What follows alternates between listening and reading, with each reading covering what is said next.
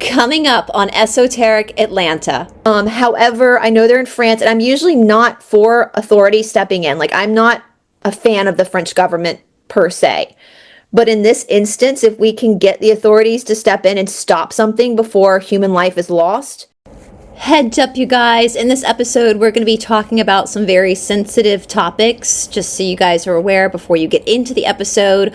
Also, at the end of the episode, we're going to be speaking about yoga and comparing the Yoga Sutras to the Cassiopean experiment and basically showing the receipts and proving the members of the Cassiopean board wrong, because they obviously know nothing about yoga and how yoga is a science study of academia. And so we're going to be doing that at the end of the episode. But I also wanted to let you guys know that on December 6th, Saturday, December 6th at 9 a.m. Eastern Time, Todd will be teaching a private Ashtanga yoga class on Zoom, on Fusion Body Studio. So if you're interested, after listening to this episode, if you are interested in participating in that class with Todd, you can always use AYA20 in order to get 20% off your first 6 months with us. But I also wanted to let you know too that you also get the first 7 days for free with us.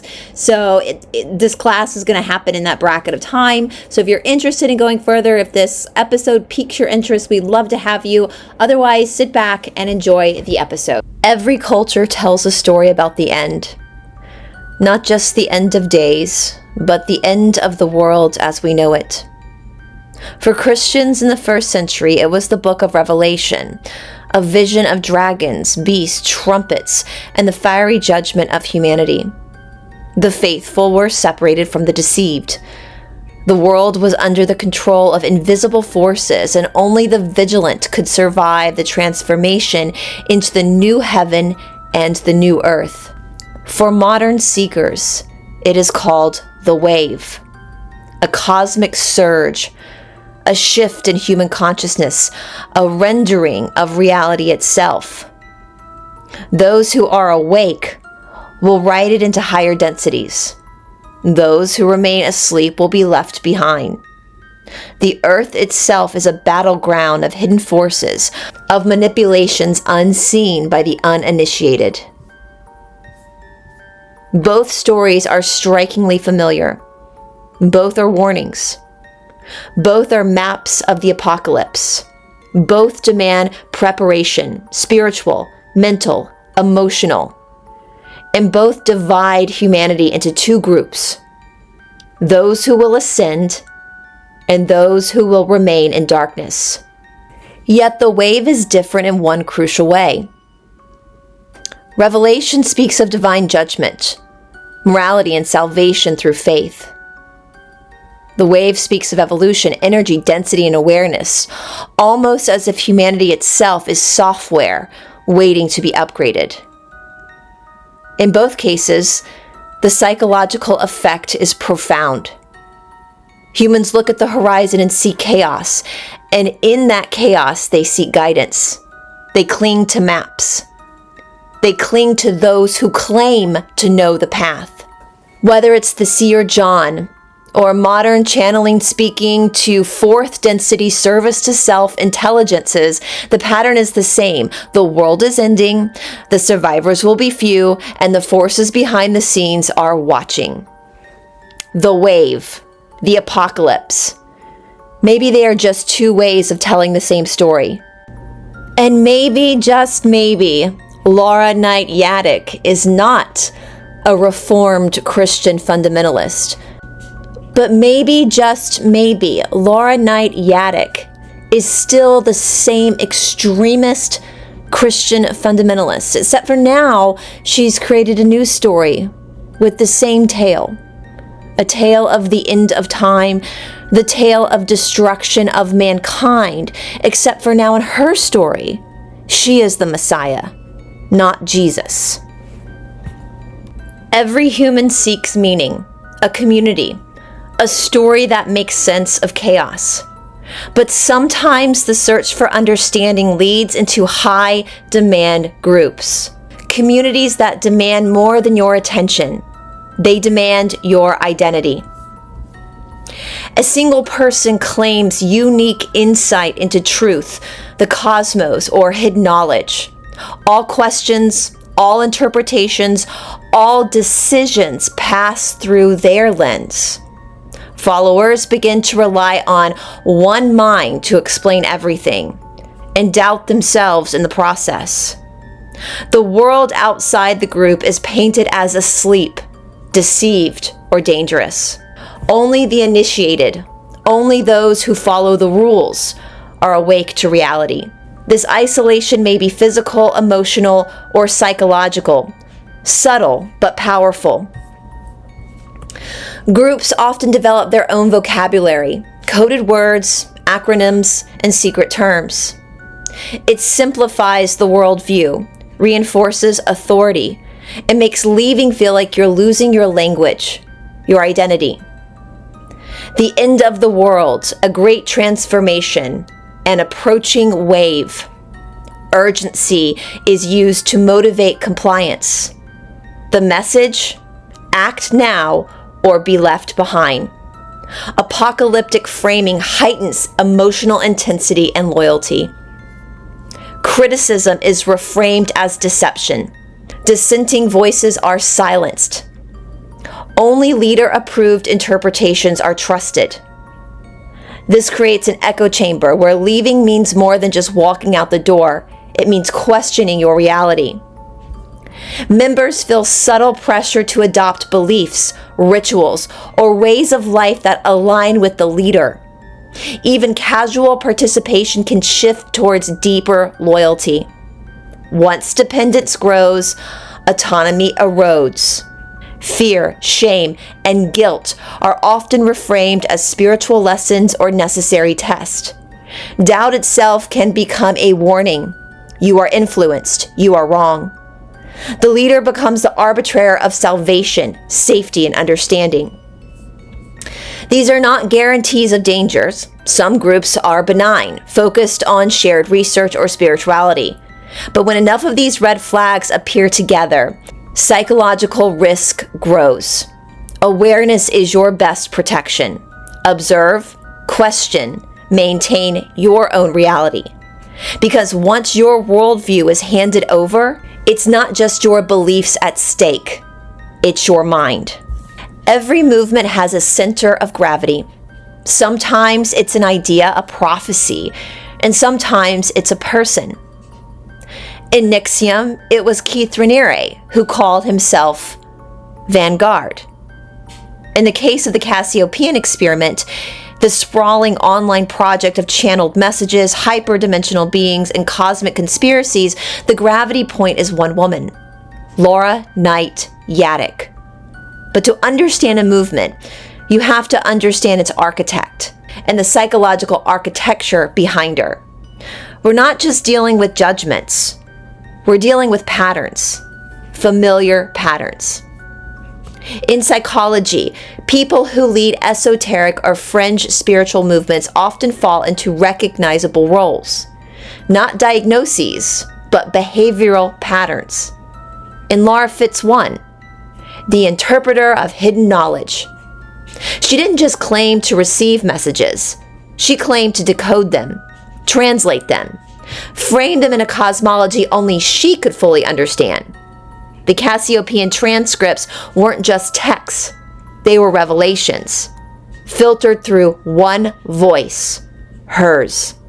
Researchers call this centralized authority, a fancy way of saying, I know something you don't, and you need me to understand it. This places immense psychological weight on one person.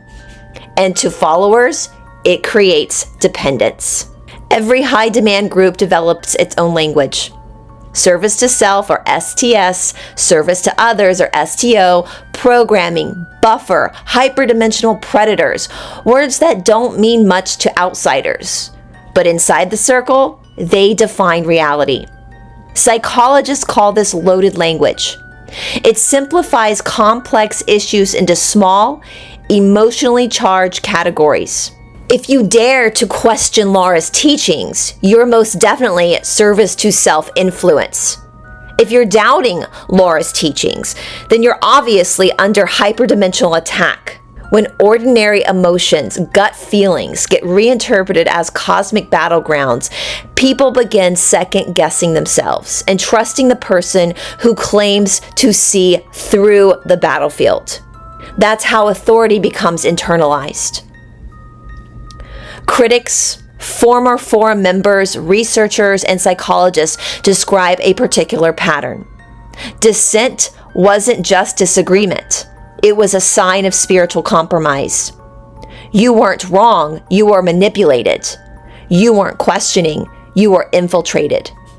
This is a subtle form of doubt pathologizing, a tactic where skepticism becomes a moral failing, enforced not only with violence and threats, but also with meaning. And meaning is far more powerful. When a leader frames dissent as danger, followers start policing their own thoughts. They stay aligned not out of fear of punishment, but fear of being cosmically wrong. So what does the psychological profile look like? Again, not diagnoses, only patterns. Laura displays traits critics interpret as 1. Grandiosity, belief in unique cosmic insight. 2. Authority consolidation. She's the sole interpreter of the messages. 3. Intolerance for criticism. Dissent is framed as spiritual error. 4. Narrative control. Redefining events to fit the cosmology. And 5. High in-group cohesion. Us awake versus them asleep. What others see as ideological can be seen from the outside as authoritarian. And that's what makes groups like this more complex. At the heart of the Cassiopean movement lies an invisible contract. I give you access to hidden knowledge, and in return, you trust my interpretation of reality. Followers gain belonging, answers, cosmology, narrative structure, a way to make sense of chaos. She gains authority, validation, and a community that mirrors her delusional worldview. It's a delicate exchange, one that can look empowering on the surface, but subtly shifts towards dependence underneath. It's a psychological ecosystem built around one person's framing of the universe. In the end, the story of Laura Knight Yaddix isn't about pathology. It's about power, the kind that flows through orders disguised as interpretation. And in the realm of hidden knowledge, the interpreter holds the whole world in her hands. Today on Esoteric Atlanta, the Confused Wanderer and I are going to go deeper into claims that the Cassiopean experiment and forum is indeed a cult. We're going to be looking at things like the bite model. We're going to be looking at things like the foundation of spirituality that is found in Prakriti and Purusha. We're also going to be looking at the claims that Laura has led her group into believing that the Cassiopeans are 6th-density beings, when we know, because the Cassiopeans have told us themselves in the very first reading, that they were 4th density service to self. We also know this from the Law of One, where Ra specifically says that Orion and Cassiopean are 2 negatively charged constellations. We're also going to look at Laura's characteristics and compare her characteristics in her group to those of other cult leaders. For example, Keith Raniere often lied about his level of intelligence, creating a grandiose mythos around who he was. And Laura herself has done the same thing, claiming to have read 10,000 books. We're also going to be looking at Heaven's Gate and the reality, the very scary reality, that Heaven's Gate is very similar to the wave.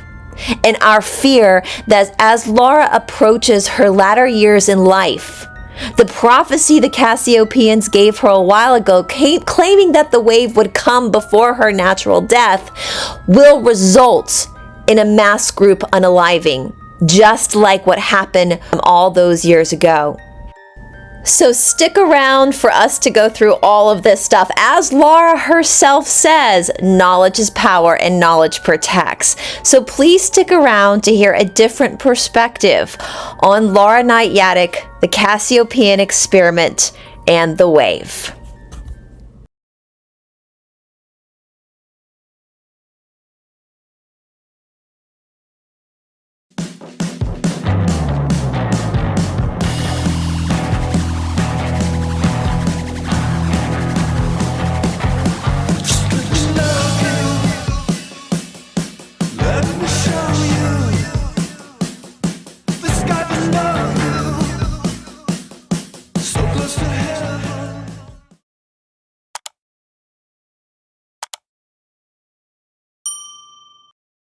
Hello, everybody, and welcome back to Esoteric Atlanta in partnership with the Confused Wanderer. Todd, apparently you're just some guy that I hooked up with. Right, I know. At least According they to can all do the some threats research we've to get the gotten. backstory. Right. I know. Tell me you didn't watch the video without telling me you didn't watch the video. Right. Well, who's Bryce? Remember that Yeah, comment? somebody asked in a comment, "Who's Bryce?" Like, After trolling us. So right, who's Bryce? That's me. I'm Bryce. So tell me you weren't sent to leave comments on my channel without telling me you weren't sent to leave comments on my channel. And you guys, it's so funny. What we're referring to is that the cult has actually found these videos and we're famous. They've been posting them on their forum. So I cannot wait. We know that Laura has the propensity to make stories up about people. So I'm super excited to see what kind of story she's going to make up about you and me, Todd. right, yeah, and it's just started, And the funny thing is, after that big wave of trolls, that made it into our comments and the post on the Cassiopeia forum. They have since gone back and deleted the post on the main forum, and also they rushed in and deleted a lot of comments that they left under our videos.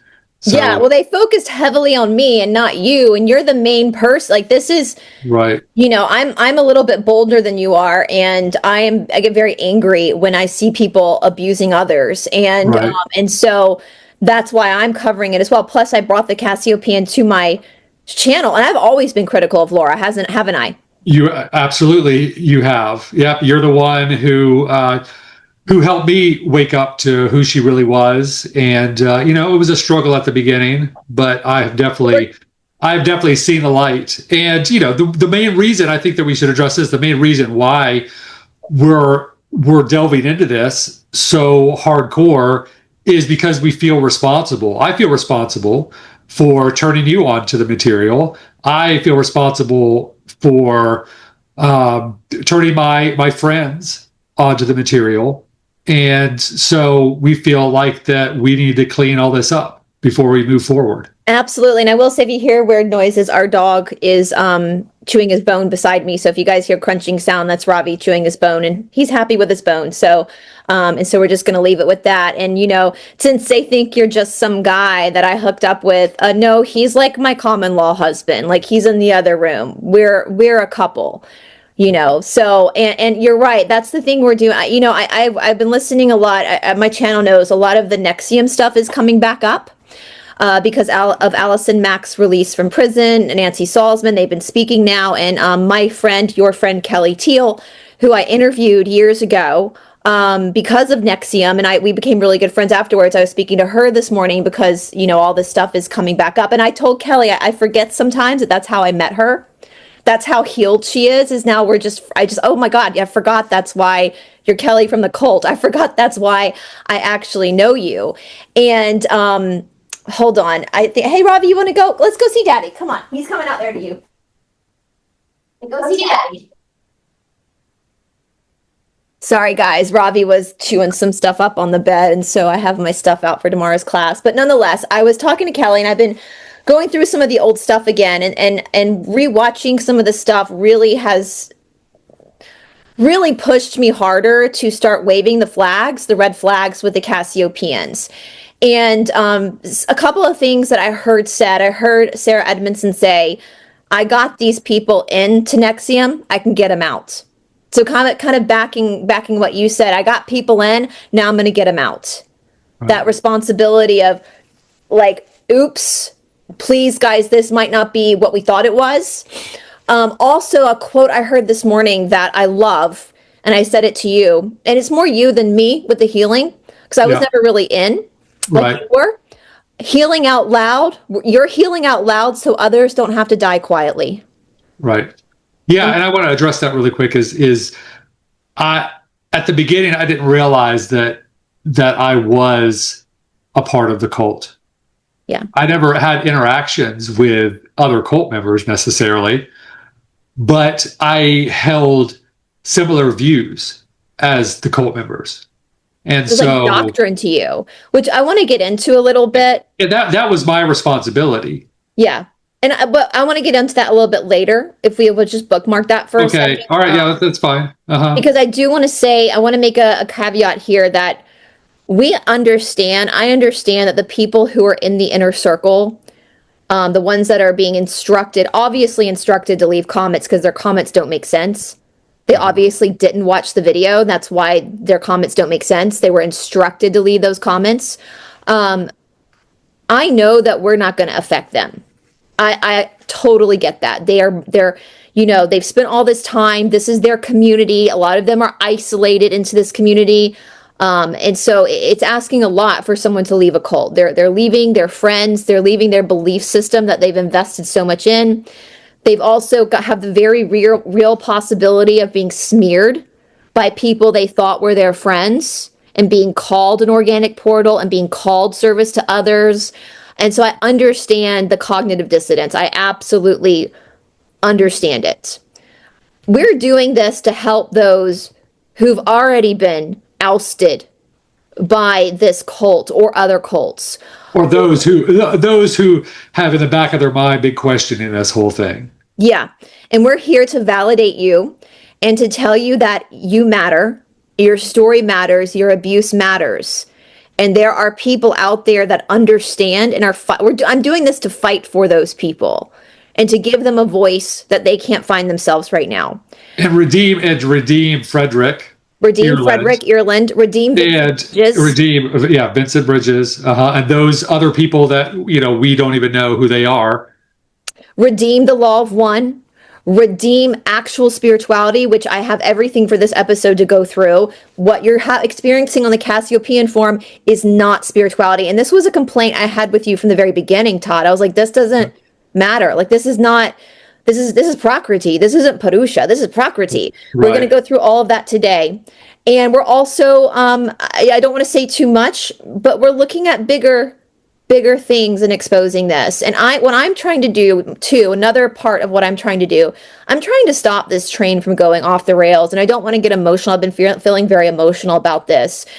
And I don't want to go too deeply into this today because we are going to do a separate episode on this. But for those that are old enough, which I think most of my audience is, there was a cult called Heaven's Gate.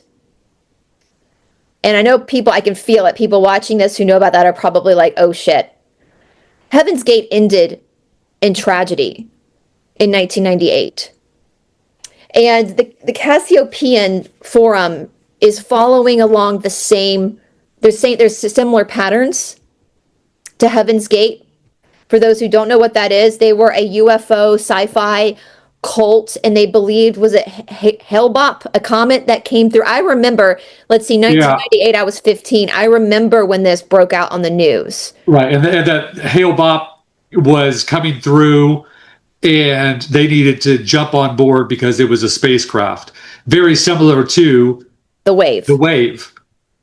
Right. And so we know that the Cassiopaeans have prophesized that the wave would come. Of course, the date for the wave has changed multiple times. That Laura has not been she's very typical of moving the goalpost, right? Or when times don't work out, they just move the goalpost. Oh, it's a timeline shift or somebody else's fault, instead of just saying, maybe I'm wrong. And we know that they have prophesized that the wave is going to come by the end of Laura's life, but she's like 80, I think, around there. So obviously this is coming soon.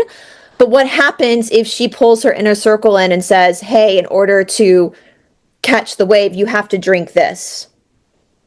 I don't want to say too much just because of the algorithms, which again, we are going to do a full episode on this, but that is my panic at this moment. I'm trying to preserve human life as much as possible. And I know the inner circle is very dedicated to Laura and probably would do that if she asked. However, I know they're in France, and I'm usually not for authority stepping in. Like, I'm not a fan of the French government per se. But in this instance, if we can get the authorities to step in and stop something before human life is lost, I would be okay with that. And I feel for their family members. I feel for people, their friends that have lost these people to this organization. And so that is another reason why we are frantically doing this, is to try to prevent another Heaven's Gate 2.0 from happening. Very real, very scary. Now, with that being said, Todd, I want to share something quickly. All right. Oh, hold on one second. Because what I have done, I have the Cassiopean experiment, but I also have opened up a brand new playlist on my channel called the Cassiopean Files. Cassiopean Cult Files is right here. I opened it yesterday, and I've got bite-sized things like Laura's ever-changing timeline, the Law of One versus the Cassiopeans, which we're going to go through a little bit of that today as well, the BITE model, behavior control, information control, thought control, emotional control, and spiritual foundation versus Cassiopeans, and just more about, you know, this cult, what we're watching right now. So if you want the bite-sized stuff, you can go to this playlist, and I'll have bite-sized as well as long-form interviews up on here. Also, you guys, please go to the Confused Wanderer. This is Todd's channel. He opened it. People are like, he calls himself the Confused Wanderer. And that's one thing too. I don't think a lot of these cult members actually realize that the Law of One came first, and the Wanderer comes from the Law of One. It doesn't come from Laura. It comes from the Law of One. Service to self, service to others comes from the Law of One. Densities come from the Law of One. It's not Laura's invention. This existed long before Laura. And that's what you first started reading. And you actually go here. I'm going to show playlist, guys, where you have the raw material, where you go through the foundation of the raw material and exposing the Cassiopean cult as well. So make sure you are subscribed to Todd, this guy I just hooked up with. And subscribe to him, and you get, again, we know you're a little bit more softer than I am. I'm just pissed. I'm pissed, and a lot of that, me being pissed, is because this really affected our relationship. For a while it did. I want to cover something too that they brought up. I don't think they understand nuance, and that two things can be true. We can see what the Cassiopeans have to say and acknowledge some truth there, but also know that Laura is, in my opinion, a dangerous cult leader. And we can also recognize that the Cassiopeans are service to self, fourth density, and also that they're giving us valuable information. Yeah, the Lizzies don't lie. Right. Anything beyond third density doesn't lie because it can't. It can't for multiple reasons. One, because without the veil, no one has secrets. No. So there's no reason to lie. And then secondly, we're dealing with, especially when you're dealing, so service to others have no reason to lie. They'll withhold information, but they have no reason to lie because that's not in their nature when you're service to others. But then service to self, they would have plenty of reasons to lie, to manipulate, but they would not sacrifice polarity, because within the service to self world of fourth density, polarity along their chosen service to self path is the most important, because it's all about hierarchy, and it's all about rising in the ranks and increasing your power. They're hyper focused on that. That's part of the service to self path. So they're not going to sacrifice polarity for lies, because they don't need to. They're more clever than that. Yeah, we've got the veil here. We're easier to manipulate. Yeah, they can manipulate us. They can take something you believe and run with it because you believe it. Right. That's another thing, is that sometimes when you're reading the transcripts, it looks like that they've out and out lied, but they're just going along with someone's misconceptions, someone's delusion, and misdirected beliefs. They're going to use the delusion to their benefit. Right. Yes. And another thing we have to remember, guys, is even though fourth density can't lie, you know who can lie? Third. Yeah. And we know that Laura has definitely changed the transcript. You talk about this on your channel. We have the original transcripts from 1994 to what, 2001? 2000? 2000. 2000. Yeah. And you can see how much has been altered and changed. We know she changes things. So she can lie. So we don't know what is actually the Cassiopeans and what is Laura's manipulation. Now we have it on, and I want to say this because we know Laura's going to be watching this. We have been given information. There is someone watching the inner circle. I'm not going to say who, I'm not going to betray, giving us information. And they're not just giving us information. And this is how cults get destructed sometimes before they implode. So like NXIVM was taken down before it could implode because of people in the inner circle. There were, and the HBO documentary Seduce doesn't get too deeply into this, but if you listen to other podcasts, there were people who were playing double agents that were getting information to the FBI. Now, unfortunately, this didn't happen. Heaven's Gate imploded before anyone could stop them. I think if I had to guess with Heaven's Gate, it seems like a very innocuous like UFO group. I don't think people realize just how deranged they had got to the right, point. and they've said, the experts have said that the smaller cults are the most dangerous because it's easier for them to fly under the radar. And that's what's happening here. And so, just so you know, Laura, we're being fed information. You're being watched. And we're not going to reveal who that is. We're not going to do that. Our source. We're not going to reveal that. But this is not going to end unless you end it. Unless you finally tell the truth and release your members and stop harassing people. Now, I do find it funny, Todd, that the video, we were laughing about this all weekend. The video that finally got their attention was the one about smut. Kicking down the door of her masturbatorium. I know, right? What was the line that you should that you crossed to? The funny thing is I've said in the beginning, in the earlier transcript, she talks about tantric yoga, which no one practices tantric yoga, first of all. Like, that's such an obscure, it's mostly Patanjali yoga, which is totally different.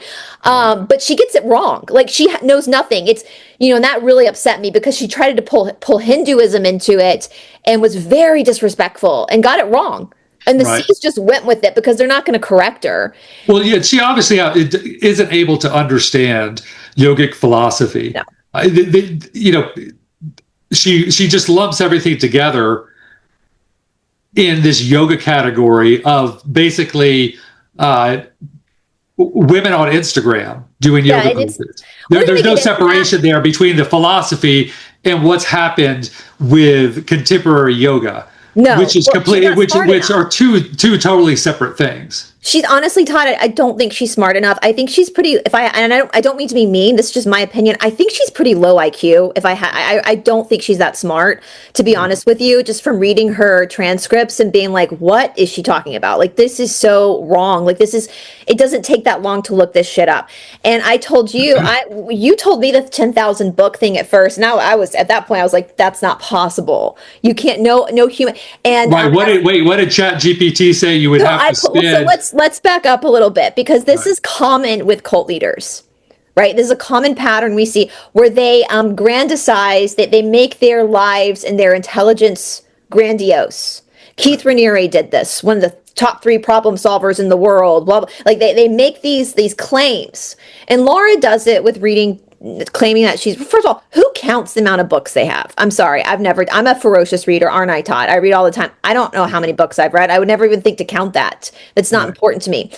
I actually put it through ChatGPT. I asked ChatGPT, is it possible for a human being to read 10,000 books in their lifetime, even if you're a speed reader? And ChatGPT gave me this full equation, like algebra.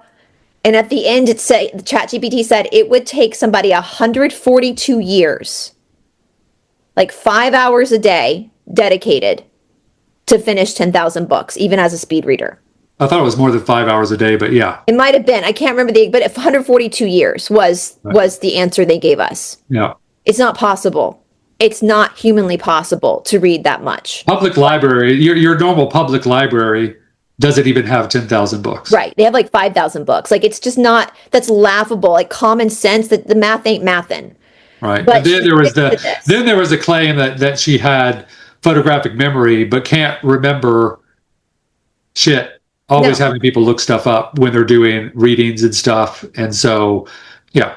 This grandizement of her, and again, of course, a lot of that, we've talked about this before, all of her faults, all of her vices, that's part of her grandizement, that it's okay for her to be obese because it's a buffer for the Lizzies, but you can't be obese. It's okay for her to do these things, to smoke nonstop. It's like, that's part of that grandizement, and that's just what cult leaders do. Yeah. Yeah. I mean, Keith Raniere had a harem of women. Why? Because he thought that that was balancing his spiritual whatever. I don't even know fully. It was something about his spiritual body was being some bullshit, basically. And Yeah. this, it doesn't really matter because what he was doing was literally just abusing people. And that's what Laura, in my opinion, is doing too. It's so funny, you guys. We know Laura loves ChatGPT. So I've been using ChatGPT, and every time I tell you, Todd, every time I type something in, ChatGPT is like, girl, you better be careful. She like a cult leader. ChatGPT does not have nice things to say about No, Laura and I. ChatGPT Yeah, is like, stay away from this chick. Like and she's putting all the information in that ChatGPT. So when ChatGPT is concerned, uh-huh. that's really saying something. Yeah. And so anyway, I just again, if you're a recovering Cassiopeanist, we'd love to talk to you. If you're recently recovering, we know that it's going to be hard for you to get your friends out because this is cult mind control. And it's so funny though, Todd, because she always says, and this is something ChatGPT has brought up a lot when I do searches. Laura's always telling people what? Knowledge is power, knowledge protects, and to question everything, except outside sources. Right. So maybe if you are perhaps on the teetering on the edge, I would suggest practice what you preach. Knowledge is power, knowledge protects.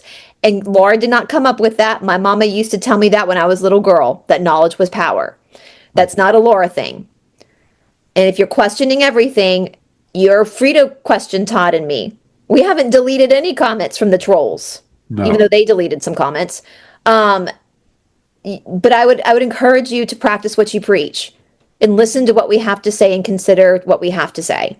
Yeah. And speaking of comments, I want to make sure that we go over that fake Confucius quote that someone left in the comment section. I think it was of your video, and they were talking about when someone points out the moon, a fool will examine the finger. It was something about that instead of looking at the moon. And it was basically saying that a fool would be overanalyzing Laura, the message giver, over the message. And to a certain extent, that's true. But on the flip side of that, that's what got me in trouble. Because if you remember back... It's a lot of people in trouble in cults. Right. And so it's okay to a certain extent, examine the finger, the messenger. And if there are glaring flaws and patterns that are throwing up red flags, you better look closer. It's a good idea to look closer. Especially when that person is controlling the moon. It's fine that the messenger has some flaws. We all have flaws. Even people that would seem, quote unquote, enlightened, that are giving really powerful spiritual messages, they're not perfect. We all are subject to the veil. We're all subject to karma. We all are allowed to make mistakes. But when there are patterns of abuse, patterns of manipulation, patterns of pathological lying, patterns of just narcissism in general, then you should definitely stop and start to examine the messenger. Absolutely. So that's another instance where two things can be true. Mm-hmm. I hear it. I understand the sentiment of that fake Confucius quote. Yeah, it's not a Confucius quote. That person. Right. And we just say we think that person was Laura. Yeah. We're pretty sure that was Laura herself. That's exactly what a cult leader would say. Yeah. Listen, I think it's pathetic that she has sock accounts at 80 years old. I'm 42 and I don't have, do I have sock accounts, Todd? You do not. I don't have sock. Am I on the internet that much when I'm not researching or recording? No. No. Because I just say everything with my full chest. Right. I don't hide behind fake accounts. Right. Yeah. You don't have the time. You don't have the time. No. You spend so much time researching, filming, editing, that there's no time to go out there and act as a surreptitious troll, and hide behind anonymity. That's just that's a fool's errand. Yeah. And so we know that was probably Laura, and it wasn't Confucius as to who said that. Todd did some research into that quote. And even if you plug it into chat GPT, it gives you points of how this is a dangerous notion. And that's, again, the difference, Todd, between like a teacher and a cult leader. Uh-huh. Because a teacher's job is to eventually not be needed, right? Like, is to give the student the information of the teaching through them, but then back away. Whereas a cult leader, that's when that quote becomes a little bit more applicable, when it's a teacher. Uh-huh. But when it's somebody who's repeatedly been accused of being a cult leader since the 90s, then maybe it's time to look at the finger. Especially if we know for a fact that she has changed transcripts, it's definitely time to look at the finger. The hand that rocks the cradle rules the world. And in a past, and probably even present, of just spending so much, an exorbitant amount of time and energy into smearing people. I can't believe. So one of the dumbest things that someone did within that thread on their forum smearing us was to leave a link to an archived website where Laura had this whole list of people that she went after. And the saddest one was doing background checks and literally stalking a man who dared leave a negative review in Amazon. Like, are you kidding me? Tell me you're a narcissist without telling me you're a narcissist. That's what did everything does. But did everything in her power to dox this guy. Which is a federal offense if you dox people. I mean, she didn't put phone numbers. She didn't put phone numbers and she didn't put phone numbers and social security numbers and any of that on there. But photographs and social media doxing. Links That's legal doxing at this point. Just tried to tear this man down that just had an opinion. He bought all of her books, and at the end of the day, he was like, I don't have the time and energy to review every one, so I'm just going to, after reading all of these books, I'm going to leave my critical review, which is 100% allowed. Yeah, that's why. But instead of just accepting it and moving on, she went out of her way to try to ruin this guy for me leaving one bad comment on Amazon. That's not a good person. That's not a service to others person. That's not a healthy-minded person. Mm. And so we have that website now. Thank you, Laura, for giving us that, because we're going to go through it. I'm curious. I'm actually quite excited to see what stories Laura creates about us. They already started on the forum creating false stories about us. So I can't wait to see what else they have to come up with, because you're not the first person to create stories about me, Laura. So you won't be the last. I'm used to being a public person.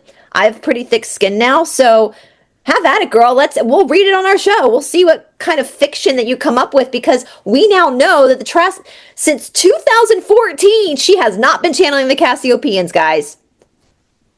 Drop. I think it's been since 2000, because when Vincent Bridges sat down with her, that was Vincent Bridges channeling. Yeah, she's been making this shit up, guys, and I don't think Laura is self-aware enough, which we're going to get into what I mean by that, to understand her imagination versus actual channeling. I don't think she's self-aware enough, because she's never done a day's work of spirituality in her entire life. And we're going to talk more about that in a minute, because I've got everything pulled up, what I mean by that. I'm trying to think, Todd, is there anything else we want to go? Oh, let's talk about the Cassiopaeans before we get into it, because they're not sixth density beings, are they? No, they state they're very fourth clearly. Density. Yeah. Their fourth density service to self. They state that in the very first reading that Laura does with them. They tell you their service to self. Yeah, the first two, I've got these pulled up here. Here, let me let you share screen. Well, no, let's not even share screen. Let me just travel over here and just I think just you read might it. want to for people to see this. Oh, okay. Let me see. Hold on one second. Hey guys, quick break, because I want to put you on to something that's actually changed the way I train. This video is sponsored by Fusion Body Studio, and if you haven't tried Bar for Men yet, you're seriously leaving strength on the table. Look, most of us grew up thinking fitness means heavy weights, big lifts, and pounding our joints into dust. But the first time I tried bar at Fusion Body Studio, I realized how much control, stability, and raw muscle endurance I'd been missing. Bar hits those small, deep muscle groups that guys usually overlook. We're talking stronger cores, explosive balance, mobility that actually carries over into your real workouts, and yeah, your posture improves too. It's humbling in the best way. Fusion Body Studio's online classes make it easy to jump in, whether you're a beginner or already training hard. And right now, you can get 20% off your first 6 months with the code AYA20. If you want to level up your training with something that actually makes you stronger, leaner, and more athletic, check out fusionbodystudio.com and use AYA20 at checkout. Trust me, your body will thank you. We also know that while you're doing that, we also know that they're service to self because they individuate. That's like common sense here. After third density, we don't individuate anymore. You come as a social memory complex, like Ra, Lu, right? It's only the service to self that individuates. Right. Okay. Right. Can you see this? July 15th, 16th, 1994. Yes. Okay. So this was the first transcript of any channeling that they did, and this was this is called the Earlin Cassiopeia logs. So this is the unedited Ouija board transcripts. And so during their first session here, they ask, "Where are you from?" And they're from, they say they're from Cassiopeia, and they say, "Where is that?" And they said, "Near Orion." And we're going to get to those two things in a second. And they said, "I heard the Orions are the bad guys. Are the Orion group bad? Do you serve self or others?" And they say, the first time they say, "I serve both." Which, if it's like either service to self or service to others. Yeah. Not I serve both. And the service, to understand the perspective here, the service of both, service to self thinks they're being of service by creating issues that allow service to others to help out with. So that's how they could twist that. So that's how they can manipulate. And then the next time they were asked this during the next session, and then after they asked that question, they just went into just doom and gloom. Which is another sign that the law of one says is service to self. It's written clear as day. The Cassiopeans are service to self. They are not sixth density omniscient beings. They are service to self. They're Lizzies, for lack of a better word. You're talking to Lizzies. Right. And then the next session, it takes them a while to get to the question, which should be the first question that you ask. Who do we have with us? Are you service to self or service to others? Are you here for unconditional love? That's how you should open up every single channeling session before you move forward. But they didn't know that, and that's fine. But they were asking here, do you serve? Here it is right here. Do you serve? And Laura's asking this. Do you serve self or others? The answer is both. Serve self through others. Which is what narcissists do. That's what narcissists do. Right. So they say it plain and clear right there. Their service to self. And they say they are from Cassiopeia. Now, do we have the law of one pulled up where they talk about this? Yeah. Can you see that? Did it shift? Yeah. And so here they're questioning Ra. And so, this was in a conversation about who's who and service to self, service to others, and where they're located within our sphere, our galaxy. And Ra says these entities are in the dimension known to you as fourth. Therefore, the space-time continua are not compatible. An approximation of the space-time locus of each would net no actual understanding. Each choose a fourth density planet with which was dedicated to the pursuit of the understanding of the law of one through service to self. One in what you know as the Orion group, one in what you know as Cassiopeia, one in what you know as Southern Cross. So they're saying, plain and clear, that there are three main areas of the galaxy where you could find groups that are dedicated, fourth density groups that are dedicated to the service of self. Those three areas are Orion, Cassiopeia, and Southern Cross. Yeah. So now people say, well, they say they're transmitting from sixth. What does that mean, Todd? Explain to our audience what transmitting from sixth means. So to our understanding, transmitting from sixth. So you have to understand the way that this is, the way that channeling works. Sixth density are very far removed from third. And the way that they choose to serve is as wanderers. They come back into third, and that's how they choose to serve. Now, when you're channeling, you're always going to first contact a fourth density. Well, you could get dead dudes. You could get ghosts. Right. Yeah. We're talking about legit channeling. Yeah. We're not talking about talking to grandmas. Your grandma, yeah. Yeah, right. We're not talking about talking to ghosts or spirits. We're talking about talking to higher density beings. So you will first contact a fourth density, either service to self or service to others. And service to others, just so we're clear, service to others does not give you word salad. You say, no. Are you service to others or service to self? They'll just say service to others. Right. Are you here from unconditional love to others? Yes. And if they're not service to others, they will have to say no. And there's no reason to go. There's really no reason to go above fourth density service to others when you're channeling, because we're not going to be able to understand as third density beings with a veil. We're not going to be able to. We have a hard enough time understanding fourth density service to others. Trying to understand concepts beyond the veil is in a way sort of a waste of time. It's impossible for us. It's just not, even Lou's like, it's not, you're here to be in third. So be in third. Right. And so if you try to take it too far, the question's too far into obscurity, they'll put a stop to it. So Lou would say, fourth density service to others would say, they know all. Doesn't mean that they're going to give you all the information, but they know all because they're living without the veil. Yeah. Now there are things that they don't know in a sense, because as you progress through the densities, there's things that are obscure to them. But I think that's inconsequential when you're talking. Yeah.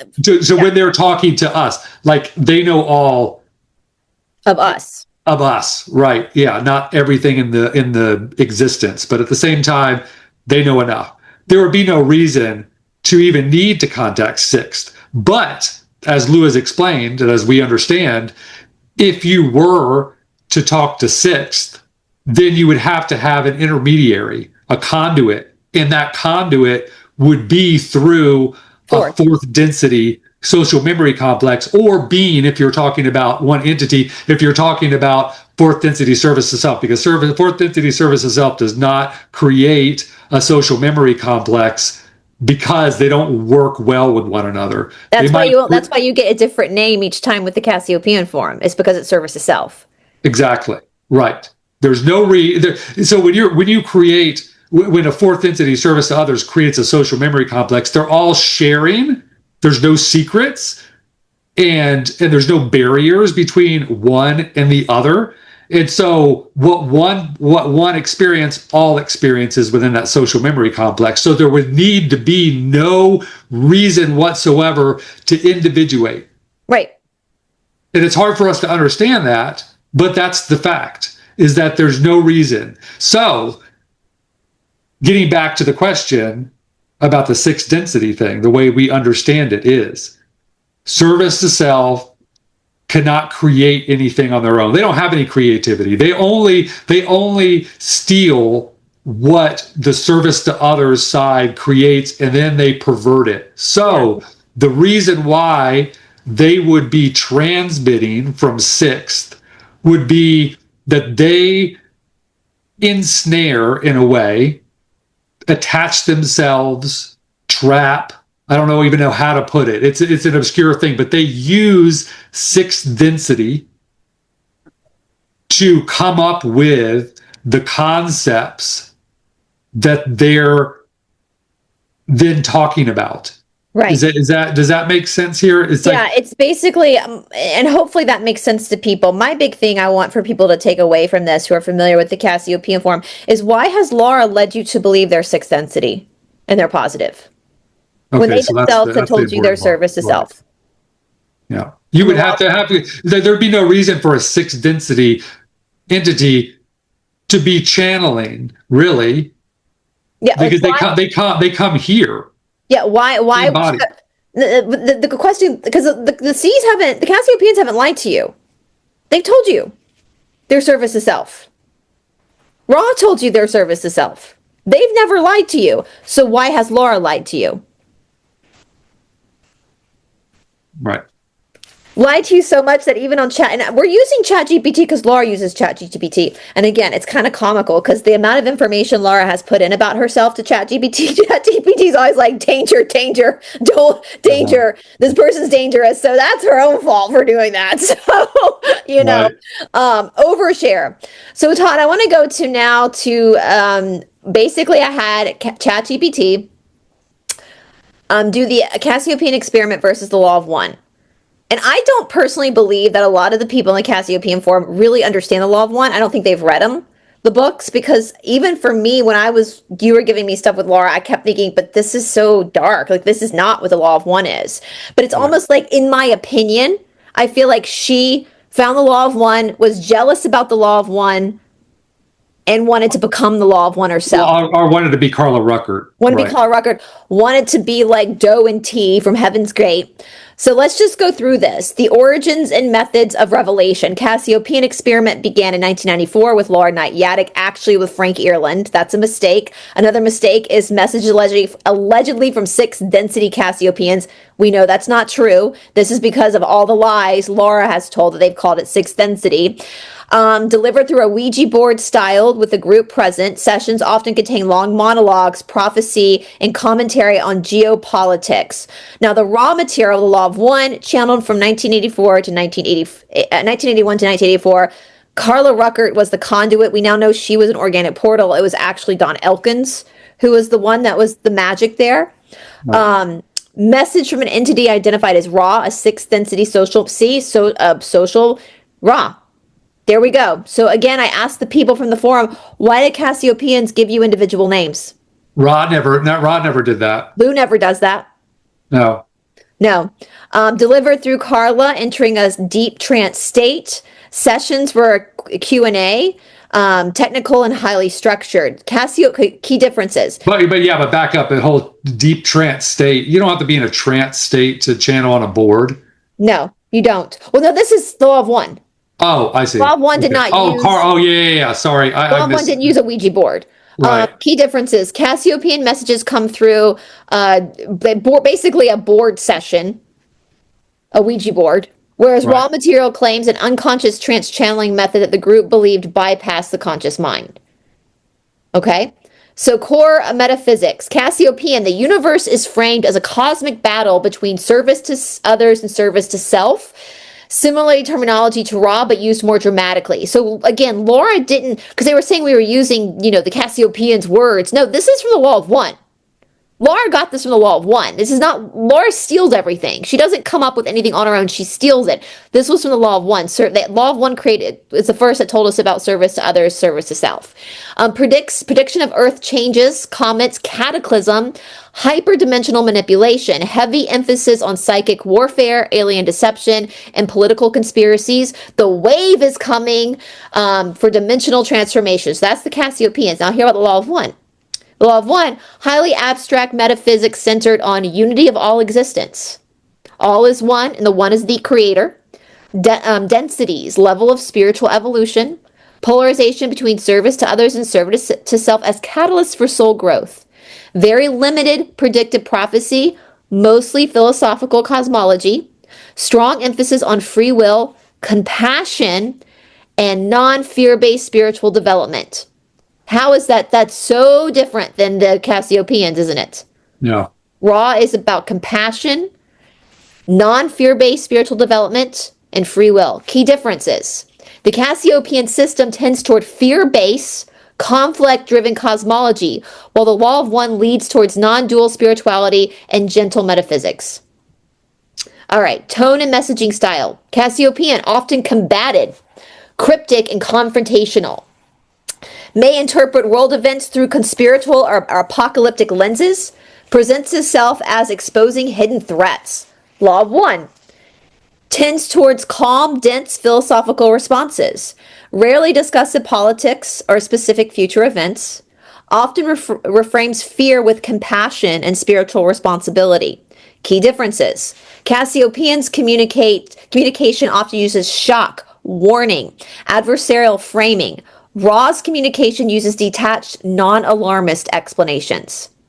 Relationship with followers. Cassiopeia centralized around Laura and her own line community. Leader often interprets sessions for members. Critics note elements resembling strong leader authority, in-group, out-group mentality, which is a huge sign for a cult, us versus them. High emphasis on loyalty and ideological purity. Law of One, LL Research Group operates as a non-directive study group. They do not claim exclusive access to truth. No behavioral control or lifestyle demands. Material is given freely without organizational hierarchy. Key differences. Cassiopean work has one central authority interpreting the messages, while the Law of One emphasizes decentralized study and personal discernment. So personal discernment, there's no personal discernment with the Cassiopeans, is there? No. All right, so here we go. Ultimate reality, Cassiopean, infinite unstable gravity wave, multiverse warfare. Law of One, unified creator oneness. Polarity, service to others, service to self, but frames in terms of survival, deception, manipulation, service to others, service to self as spiritually learning paths. Aliens, many predatory hyperdimensional beings. Entities exist but must obey free will, not inherently hostile. Human density, intimate transition, possible cataclysm, gradual evolution into higher densities. Purpose of life, navigating hyperdimensional control systems, evolving through love and awareness. Key differences. The Cassiopean worldview tends toward paranoid cosmology. I love that. Paranoid cosmology. The Law of One towards non-dual mystical evolution. All right, how they claim to know the truth. The Cassiopean claims to reveal hidden dangers and global manipulation, frequently interprets current events through transmissions, sometimes contradicts prior statements. That's a big one. Check out my Cassiopean files for that, where we talk about that. Law of One rarely references real-world politics, emphasizes limitations of their communications, and warns against reliance on prophecy. Isn't that interesting? Warns against reliance on prophecy. Right. Consistent internal logic across all sessions. Key differences. Cassiopean is fluid and conspiratorial. Law is systematic and self-limiting. Like you are. Now we're going to get into the yoga too. That it's actually all coming from you. It's not something outside of you. With Laura, it's everything's outside of you. But with yoga and Law of One, it's you. It's your mind. It's your choices. Common criticisms, the Cassiopean apocalyptic predictions not coming true, heavy reliance on leaders' interpretation, conspiratorial framing that may heighten fear or dependency, reports from ex-members about high-demand group dynamics, criticism of the Law of One, extremely abstract, difficult to interpret, trace channeling lacks scientific verification, occasional metaphysics claims not fallible. So all the criticism around the Law of One is that it's woo-woo. Right. It's just woo-woo. Yeah. Where you've got some real serious about high demand groups, heightened fear dependency, heavy reliance on Laura's word, not your own self-discernment.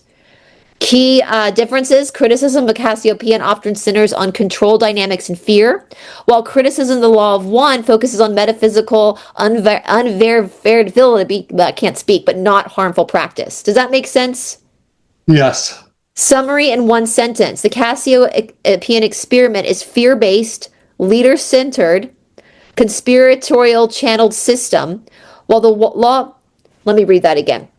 The Cassiopean experiment is fear-based, leader-centered, conspiratorially channeled system, while the law of one is non-directive, philosophical, unity order channel oriented channeled system focused on personal spiritual growth.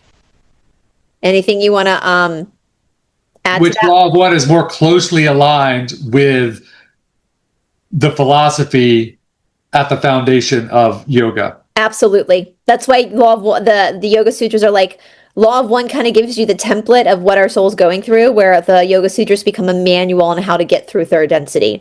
And we're going to look at that. We're going to And actually, it was the at the time that I was turned on to the Law of One was the time that I was most deeply within study of yogic philosophy, and I felt like that the Law of One really helped me understand and better grasp the concepts that were being talked about within yogic philosophy for me.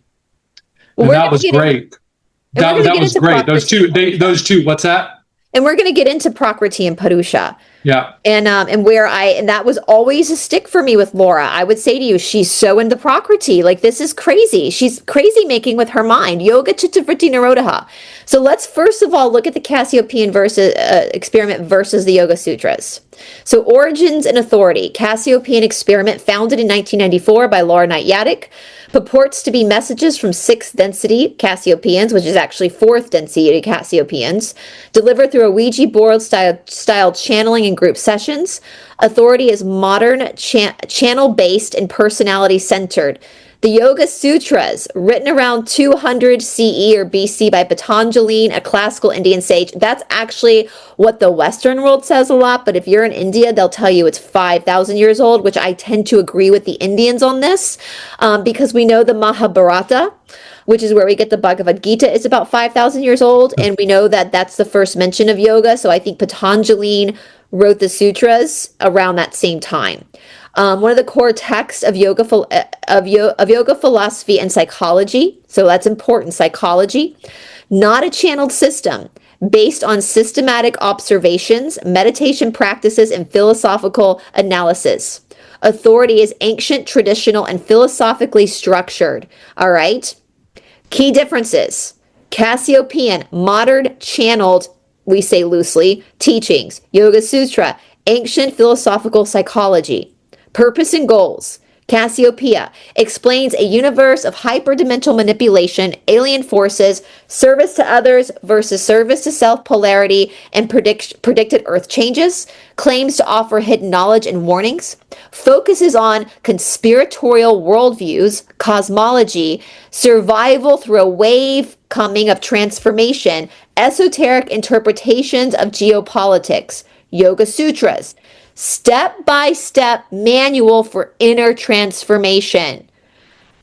All right, the key goal is liberation through discriminative awareness. Focuses on meditation, self-control, detachment, mental discipline, and ethical living, which is the yamas and the niyamas. Key differences. Cassiopeans emphasize external threats and cosmic drama.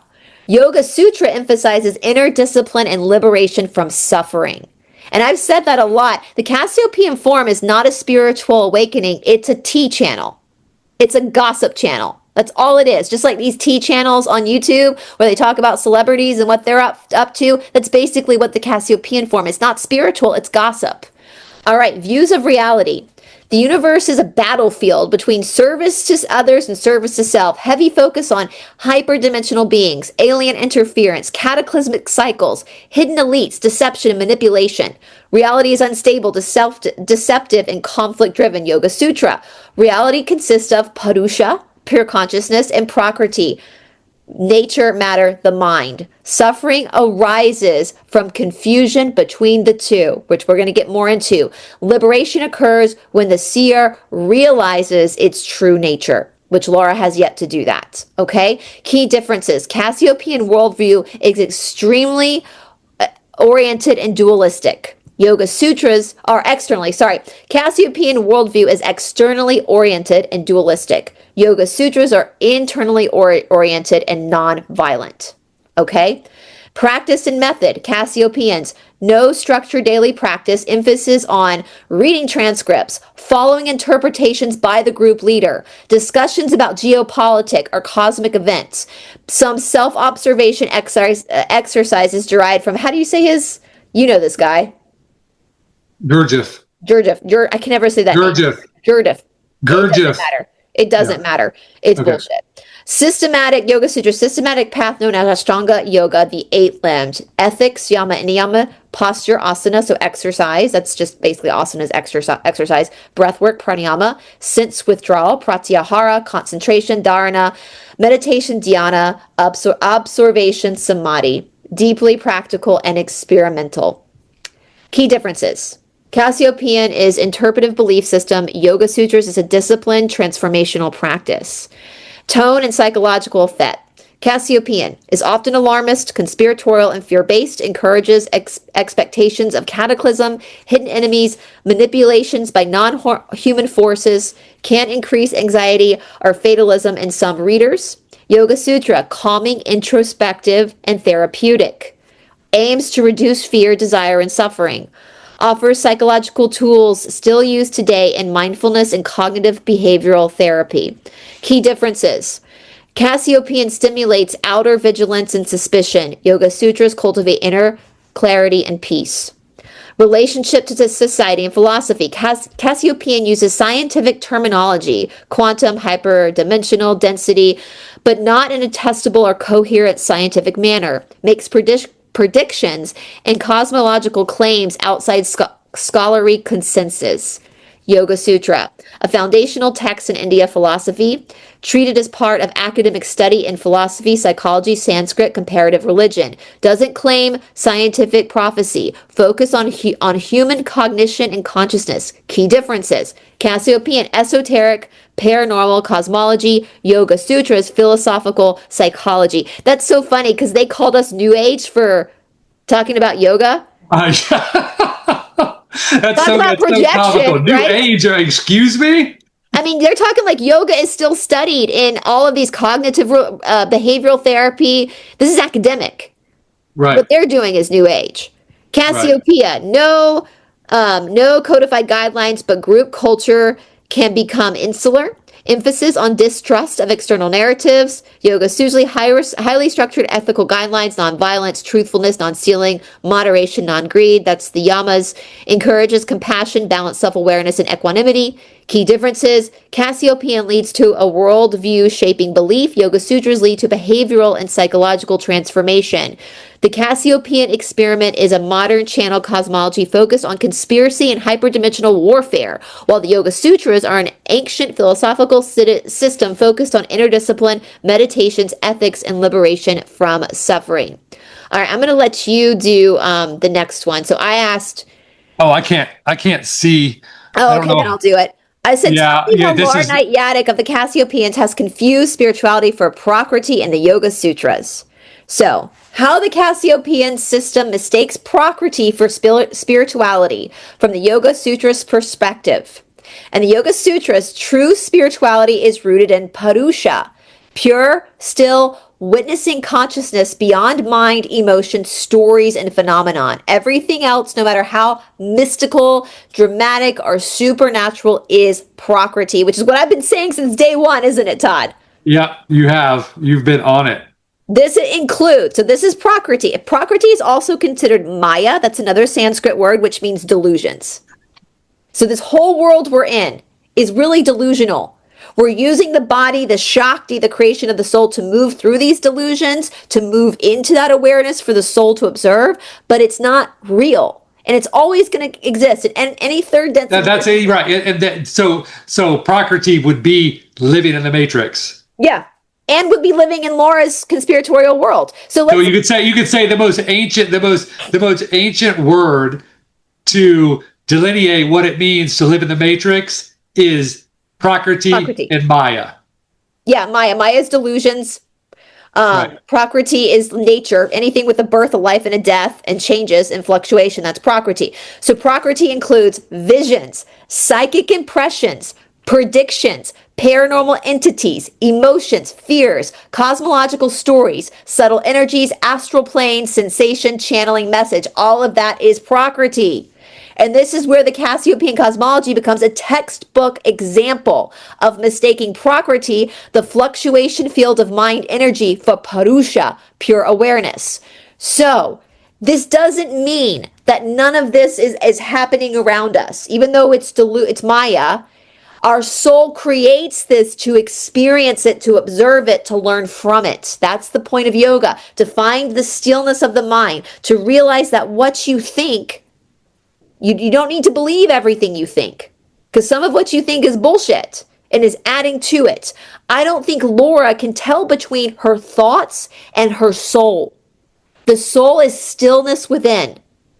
We use the body, we exercise to engage that energy in the body, which we're going to talk if we have time today. Otherwise, we can do a whole other show about this, about the inner, why exercise is the foundation of this. Even though the body is Prakriti, we're exhausting that tool to press up against our mental limitations and the things that we believe. Yeah, and right. And let's, before we forget, let's talk about this for a second, is that Laura would constantly state that there's no such thing as a free lunch when it comes down to this work. But in her exhaustive 7-book, 8-book autobiography, I never came across one instance that she actually did any work. No work. No spiritual work. No spiritual discipline. None. She would say she considers all these, fake attacks, that exaggerations of being attacked or followed by the CIA or COINTELPRO or whatever. Don't say that again, please. Don't say the C word again. She would consider that's the work, or being abducted or whatever. Like, that's not the work. That's honey. part of Prakriti. That's part of the Maya. Exactly. That's delusions of mind. So there's plenty of evidence, 8 books of it, hundreds and thousands of words to prove that this woman has never done any spiritual work, because channeling is not spiritual work. Exactly. Look right here. It's not. Channeling is not. And that's what I've been saying on my channel for years now. I didn't realize how few people actually knew what spirituality was until I got on YouTube, because I've been lucky. We've been lucky. We've been in the world of yoga all these years.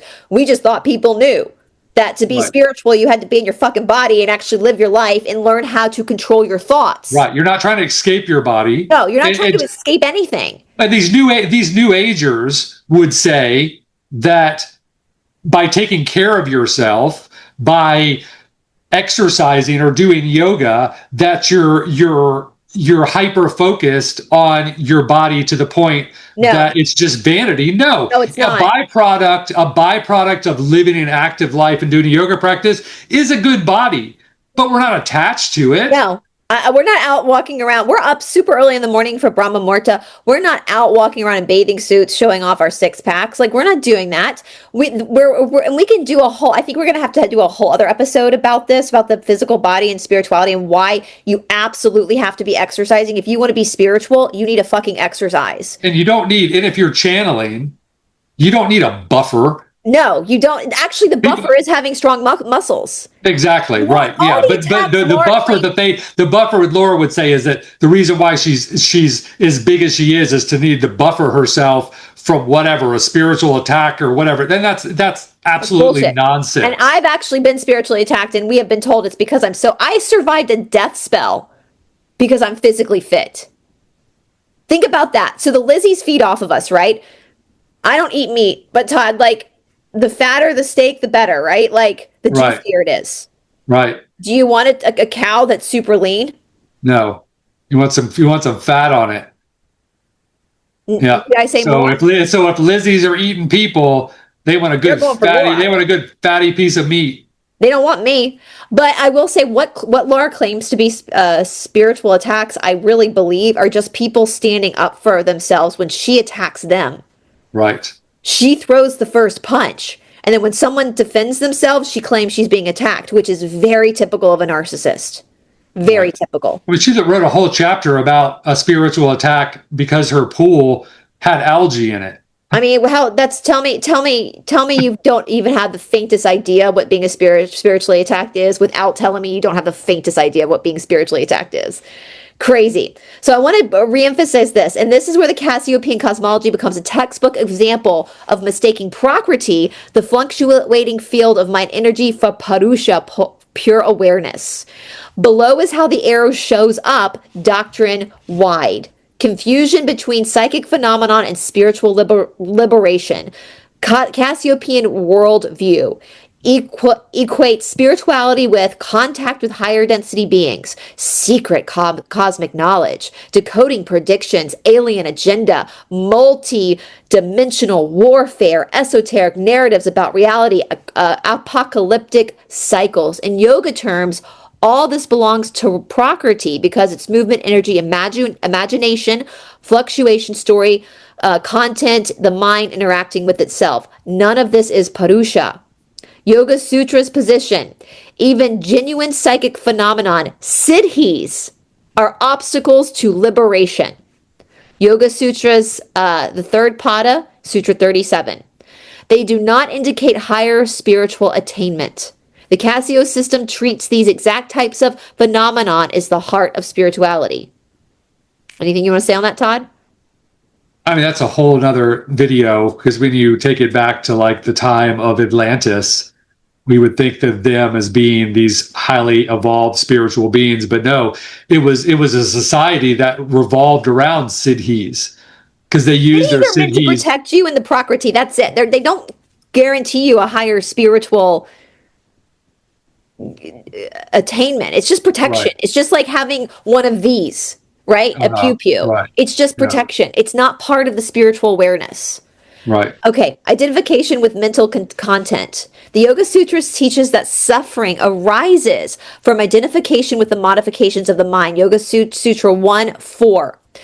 The Cassiopean material heavily emphasizes interpretation, meaning making, decoding symbols, connecting geopolitic events to cosmic forces, weaving vast metaphysical narratives. It's hard for me to see too. Weaving vast metaphysical narratives. Deep identification with mental vrittis, thought fluctuation. So again, the second sutras of the Yoga Sutras is Yoga Chitta Vritti Nirodha. So let's break that down into English. That's Sanskrit. Yoga is, Chittam is mind, the brain, basically, not the conscious mind, the brain. Vrittis is thoughts. Vrittis, so thought fluctuations. David Grieg used to explain it was like throwing, you know how we skip rocks here in the South? Like you can throw a pebble into a stream and the waves that ripple out. The pebble's the thought and the waves are the rippling. That's the vritti. So mind thoughts. Nirodha is nothingness. So yoga literally means removing the mind. We can't remove our mind. So what does that then mean? We observe it, we detach from it, we second guess our own thoughts. We learn how to see does that make sense? Is there anything you want to add to that? No, you're doing good. And I just blew up the screen so I can see now. So if you want me to... do you want to read that? External threats versus internal liberation. The Cassiopean worldview focuses on hyperdimensional predators, parasitic service to self forces, alien deception, global plots, cosmic warfare. This directs attention outward towards imagined or interpreted external threats, which is important because you're trying to internalize your awareness within a spiritually minded person on the path would see that constantly externalizing your awareness into these transitory events that are happening on the world stage, that's a waste of time. It's, of course, we have to do that to a certain extent, but you can't control what somebody else is going to do. You can only control yourself. Exactly. And so there should only be a minor amount of attention towards that, because the real work is the internal work. Is internal. But the Cassiopeans constantly are forcing you to look into the external world as though you have to solve that problem first to be able to then do the internal work. You're never going to solve that problem, though. That's a constant cycle of craziness because Right. you can't control what other people do. As I say all the time, this is a problem with the truther community in general. The bad guys are going to bad guy. People are going to live their karma. They're going to live their dharma. You are not going to spiritually evolve by knowing that Bill Gates is a bad dude. Right. And if you need a Cassiopean forum to tell you Bill Gates is a bad dude, then you really need to take a moment and sit with yourself. Yeah. Okay. So, and it says it here, Yoga Sutras. All bondage arises from internal ignorance, avidya, not from external entities. Fear-based cosmologies are a classic manifestation of rajas and tamas, the gunas of Prakriti. Yep. Yeah. Okay. Scroll a little bit. Prakriti uses fear and desire to hook the mind. This is talked about in the Yoga Sutras. Right. The Cassiopean narratives rely heavily on catastrophic predictions, secret knowledge, fear of manipulation, desire for survival, attraction to hidden truths, fascination with the occult. From a Yoga Sutras perspective, these are tamasic thoughts, fear and darkness, and rajasic actions, agitation, desire. Both belong solely to Prakriti and keep the mind rotating in its own turbulence. This makes so much sense. They feel spiritual, but they are simply intensified mental states. So is there anything you want to add to that for anybody watching this that it's having a realization right now?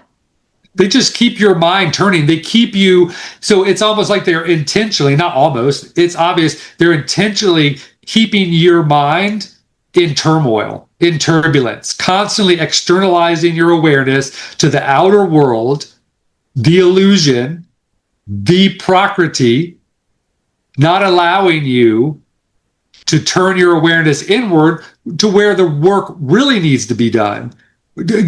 Knowing every single conspiracy theory and the answer to every single conspiracy theory is going to do nothing for your spiritual progress. It's not going to allow you to change the world. It's not going to allow you to change the outcomes of these conspiracy theories. No. The only thing that's going to do that is for you as an individual to do the spiritual work. Yeah, you can't change the outer world. You have to change yourself. It's literally Michael Jackson's song Man in the Mirror. Right. You have to change yourself. And attraction to our desire for survival. Richard Freeman used to always say that really what yoga is doing is preparing you for your own death. Right. Because you realize that this world is going to pass. Like everything is, that's another rule of Prakriti, is that everything is temporary. Yeah. Life is temporary. Joy is temporary. Suffering is temporary. Age is temporary. Even death is temporary. And it's just a passing. The soul stays the same.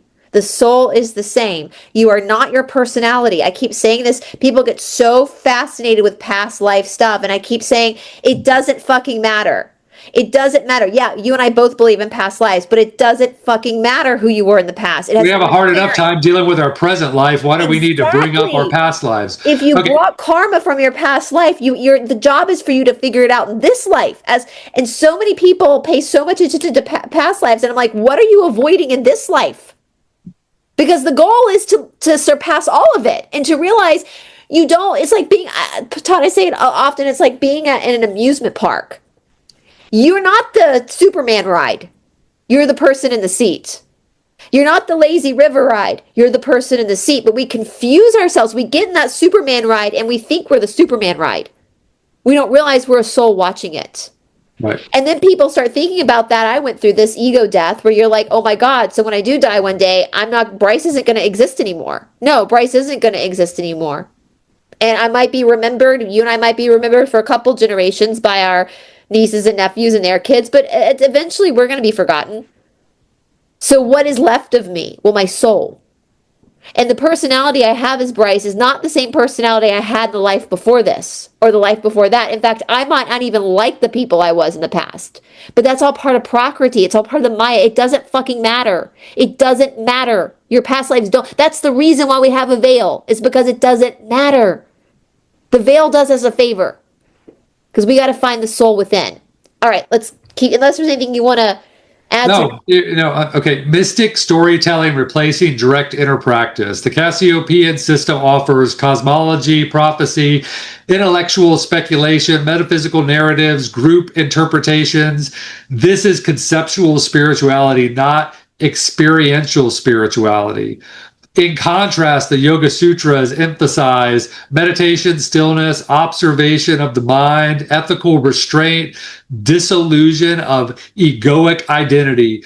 For Patanjali, true spirituality involves subtracting mental content, not adding more. The Cassiopeans multiply prakriti, yoga dissolves it. Which is so true. Okay, let's keep going. Number 6, mistaking subtle prakriti for higher consciousness. A foundational point of classic yoga. Even the highest subtle realms of mental experience are still prakriti. This includes trance states, apparent alien communications, astral imagery, energetic impressions, symbolic downloads. These experiences may feel profound, but they remain on the material mental side of reality, not the spiritual Purusha side. The Cassiopean system elevates subtle mental phenomenon to ultimate reality. Yoga says this is a category error. You want to read that last one? I gotta blow my nose. Okay, I'll read it. You want to mute yourself? We can't hear you. I just thought you would edit it. Sorry. No, I don't want to have to edit. Editing takes. I try to do this so I don't have to edit. I did. I muted it. You didn't even hear it. Okay. Go on. Okay. In one sentence, the Cassiopean system mistakes the dramatic, subtle, ever-changing energies of the mind, prakriti, for the true spiritual essence, Purusha, while the Yoga Sutras teach that anything sensory, emotional, psychic, or conceptual cannot be ultimate spirituality. Is there anything you want to add to that? I mean, there's plenty, but are we going to stop there? An hour. And I definitely want to, I mean, you saw I had some stuff. We're going to do a whole episode on comparing the Cassiopeans to Heaven's Gate. That might seem like more of the emergency since I talked about that in the beginning, but I think for most people, that's just enough to pique your awareness. But concluding thoughts, Todd, is Laura spiritual? Well, looking at, having read her books, and let me get back. I skimmed a lot of the story stuff, but looking back, I do not recall out of that whole long-winded 7-8 book autobiography that there was any indication that she had done any work. And I find it funny that she constantly states, well, there's no such thing as a free lunch in regards to spiritual work. And I would 100% agree. But who's holding her to the fire? It's obviously not herself. What is that spiritual work? Where is that spiritual work? Who's her teacher? Who holds her accountable? Right, because you have to have had a teacher to do spiritual work. You can't do it on your own. You can't do it on your own. You have to, because of the mental, because of prakriti, because of the mental. And reading books is not the teacher. No. Sorry, it has to be one-on-one with a teacher. 99% practice, 1% theory. Right. So where's the work? If there's been work done, show us. Then the body keeps the score. We're going to go into this. I'm going to do a whole episode with you about why the body keeps the score and why it's really important to look at the state of somebody's body. We're not looking for Olympic athletes. No. But we're definitely not looking for somebody who excuses. I can excuse someone who says, I know I have a problem. I overeat. That's a problem I have. I know it. Okay, you're not trying to make excuses for yourself. Right? Or the fact that she smokes one cigarette after the next. I mean, it's crazy. It's absolutely insanity. It's not. Todd, if we had taken these conspiracies to Shurat or Patabi Joyce or whoever, Iyengar, if we had shown that, what would they have said? That it was a waste of time. Why? Right. Why? Yeah. No, why? Mind, too much mind. Why? Too much thinking. Too much, you move. And we're not saying that everyone has to follow the philosophy of yoga, although I would have to say that it is the foundation. It's the foundation. Of, Absolutely. of all discipline when it comes down to spirituality. I mean, it's just the foundation. It's just yoga philosophy happens to be the one that really just laid it out as clearly as possible. But you find it through different religions and different approaches to spirituality. You find all the similarities are there. That's the beauty of yoga philosophy. You can take the yogic philosophy out of the religion. Yeah. Completely out of the religion. Yoga transcends all religion. Yoga transcends all spirituality. And that's why I always say you shouldn't even be having a conversation about tarot cards or if you don't understand Prakriti and Purusha. And that is for your own safety so that you don't get so far pulled off of the spiritual path that you're not moving forward. You're going to have to come back and do this life over and over again because you fucked up. And you can right. And don't talk about not just tarot cards. Don't talk about channeling. Yeah. If you haven't done the work that it takes to get yourself grounded and in your body to be able to effectively channel. Channeling is not the work. No. Channeling comes after the work. Channeling is just a communication. It's just talking to something, just like I'm talking to Todd right now. Like, that's all it is. And we actually asked Lou, we were channeling one day, why it was so easy for us to access Lou. And he said, because you've done the work. Didn't he say that? Because you've done the work. Yeah. You did it. We did it. We did it in the right order. You do the work first, and you spend many, many years, and then channeling comes naturally, and it's not a big deal. It doesn't. You don't have to get in a trance state. You don't have to light candles or incense or clear your head. You're grounded. Your energy channels are cleared, and it just. I was eating Cheetos. I love Cheetos. I was eating Cheetos. And what did Lou say? Yeah, we could channel with Cheeto dust on your fingers. Like, right. But it's because by the time we started, I'm coming up on my 20th, on February 3rd. It will be my 20th anniversary. So I've done 19 years of hard work. And when I talk about hard work, I'm not talking about sitting there and studying conspiracy theories or the freaking Knights Templar. I mean, like, looking at myself. And that's part of why exercise is so important, because when you challenge your body, what you're challenging is your mind, and you buck up against these thoughts that are very real to you. And these thoughts are stored in your body. And when that comes up, if you're doing a lunge and something in the inner thigh is stored there, comes up, and you have this emotional reaction that feels very real, and the teacher is looking at you, says, do it again. And you have to keep bucking up against this thought. That's why it's important. Because then you understand that everything you think isn't real.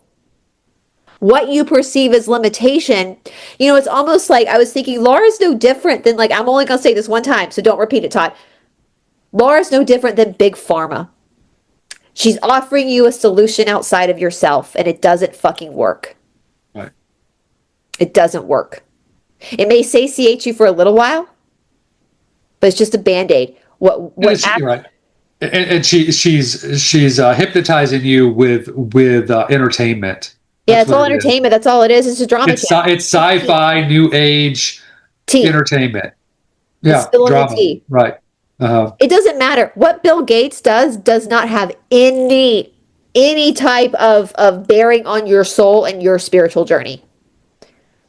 There are so many people who know fuck all about conspiracies, and their soul's going to evolve. You know why? Because they worked on themselves, and they take responsibility for themselves.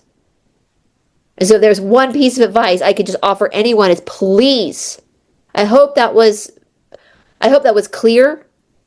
That outline, I thought ChatGPT did a pretty good job. I checked it before. It was a pretty good job, wasn't it? Yeah, I'm really impressed. We thoroughly have studied the sutras. And so, yeah, absolutely. I could not have made a better comparison myself than what ChatGPT did. And so next time, guys, we'll talk about, I guess, get more into, like, why exercise. We'll talk about the bandhas, which Laura's never once mentioned the bandhas. We could talk about what it means to do the real work. Yeah. And it's not that complicated. It's really simple. It's really simple and straightforward. People overcomplicate yoga philosophy to no end. It's super and it's simple. it's so straightforward and simple. It's not super woo woo. simple. It's very grounded, and so I think that's important so people understand when we talk about doing the work of how straightforward and simple it is, and how it's very apparent if someone hasn't done the work. And yeah, and I will say too, like again with the cult leader thing, like I always laugh that if Sharat was a cult leader, he's no longer with us. He was a bad one Right. because he didn't like.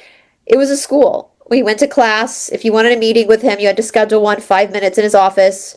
That was it. We were never at his house. He didn't. He had no idea where we lived.